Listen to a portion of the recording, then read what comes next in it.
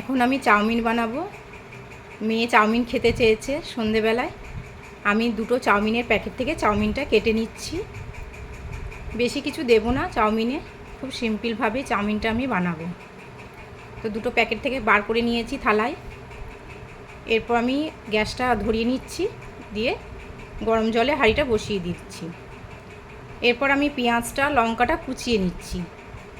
পেঁয়াজটা ছোটো ছোটো করে কুচিয়ে নিচ্ছি। দুটো পেঁয়াজ দেব আর দুটো লঙ্কা দিচ্ছি, বেশি ঝাল দেব না।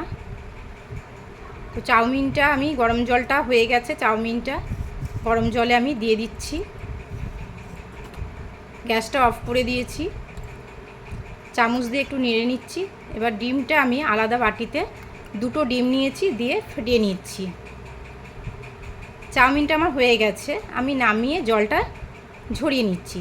কড়াইটা বসিয়ে দিয়েছি গ্যাসে, কড়াইটা গরম হয়ে গেছে, তেলটা আমি দিয়ে দিলাম, সাদা তেল দিয়েছি কড়াইয়ে। এরপর আমি পেঁয়াজটা লঙ্কাটা তেলটা গরম হয়ে যাওয়াতে দিয়ে দিচ্ছি। পেঁয়াজ লঙ্কাটা দিয়ে ভালো করে নেড়ে চেড়ে নিচ্ছি।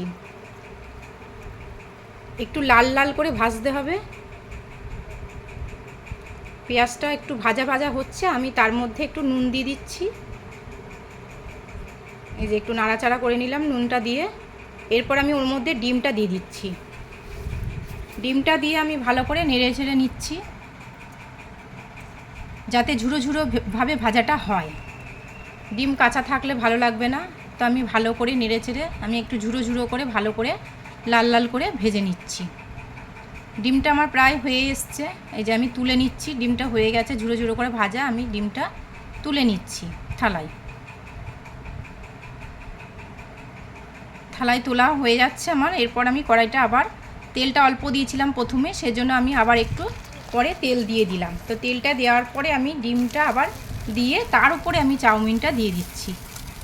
আর তেলটা এত গরম হয়ে গেছে যে মানে চারিদিকে ছিটে যাচ্ছে আর কি, যখন দিয়েছি আমি চাউমিনটা। তো আর ডিমগুলো দিলে গরম তেলে ফোটে। তো আমি ভালো করে চাউমিনটা দিয়ে নাড়াচাড়া করে নিচ্ছি। এরপর আমি তার মধ্যে নুন দিয়ে দিচ্ছি। পরিমাণ মতো নুনটা দিতে হবে, কম হলে আবার পরে দেওয়া যাবে। তো ভালো করে নাড়াচাড়া করে নিচ্ছি আমি চাউমিনটা।